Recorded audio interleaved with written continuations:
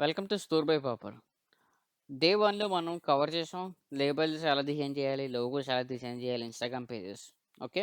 So, day 2లో మనం నేను లేబుల్ డిజైన్ చేస్తున్నప్పుడు నాకు అర్థమైన పాయింట్స్, ఇష్యూస్ అండ్ కాంప్లికేషన్స్ కొన్ని ఉన్నాయి నాకు. ఏంటంటే, ఇప్పుడు ఎప్పుడైనా మనం టీ షర్ట్ బ్రాండ్స్, లేకపోతే clothing brands, food brands, any category brands తీసుకున్నా మనం వాళ్ళ లేబుల్స్ చూడండి, ట్యాగ్స్ చూడండి, వాళ్ళకి సరిపోయిన ట్యాక్సే పడతాయి తప్ప ఏది పడితే అది పెట్టరు వాళ్ళు. ఎందుకంటే వాళ్ళకి అవసరం లేదు.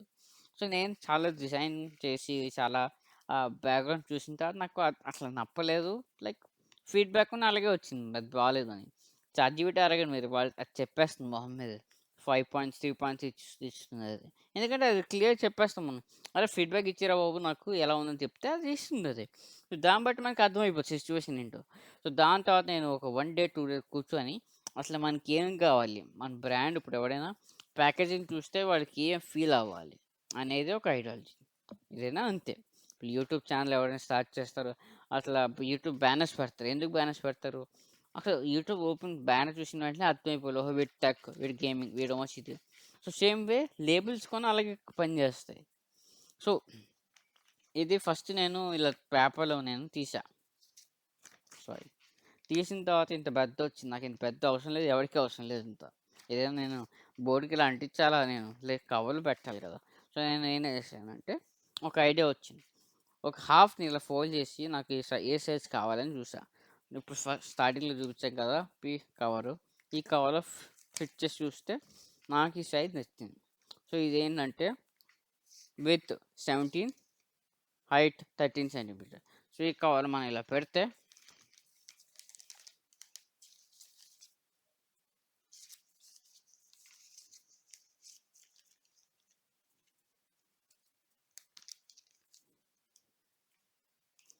ఇంత పర్ఫెక్ట్‌గా వచ్చింది చూడండి. సో, పక్కన గ్యాప్స్ కొన్ని ఉన్నాయి.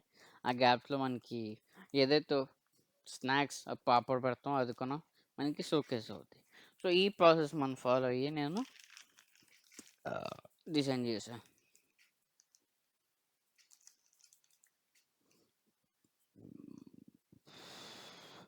ఎఫ్ఎఫ్ఏ లైసెన్స్ విన్నారా? దాని తర్వాత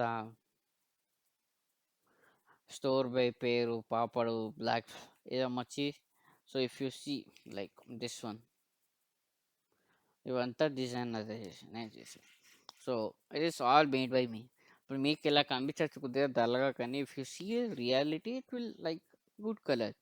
సో, మీరు నాకు చెప్పండి ఎలా ఉంది డిజైన్. సో, ఇలా నేను జిరాక్స్ తీసా. ఈ రెండో కాపీ ఇది.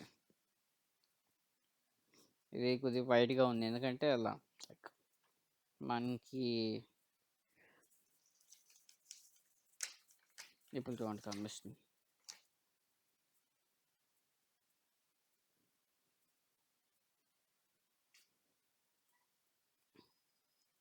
చూసారా ఎంత ఎస్థెటిక్ ఉందో. సో, ఇది రియల్ లైఫ్ చూస్తే ఇంకా మనం ప్రింట్ చేసినప్పుడు అయితే ఇంకా బాగుంటుంది. సో, ఇది నా ఐడియాలజీ మేకింగ్. ఎందుకంటే ఇప్పుడు ఎవడైనా స్టార్ట్ చేసినప్పుడు ఇష్యూస్ వస్తాయి. ఈ ఇష్యూస్ రాకుండా ముందే మనం సాల్వ్ చేసుకున్నాం అనుకో, 3, 4 రోజులు, 5 రోజులు కష్టపడిన దానికి ఆ టైం తగ్గుద్ది, ఫాస్ట్ పని అయిపోద్ది. మనం రియల్ మార్కెట్‌లో ఫాస్ట్‌గా ఎంటర్ అవ్వం. ఎందుకంటే మన target is entering into real market system. ఇది కాదు కదా! ఇదేంటంటే బ్యాక్‌గ్రౌండ్ వర్క్ ఇది. సో, నా ఏ నాకు నేర్చుకునేవన్నీ నేను ఇక్కడ చెప్తున్నా. సో, మీరు నాకు చెప్పండి. నా డిజైన్ ప్రాసెస్ కానీ, లేపోతే ఈ లోగో లేబుల్ డిజైన్ చేయడం ఎలా ఉంది? నా థాట్ ప్రాసెస్ ఎలా ఉంది? సో, ఎందుకంటే ఫీడ్‌బ్యాక్ తీసుకుంటే గానీ మనకి ఎవడికి మనకు తెలీదు. సో, నాకు చెప్పండి డిజైన్ ఎలా ఉందో? డిజైన్ ఎలా ఉందో చెప్పండి కామెంట్స్‌లో. Thank you. Stay tune.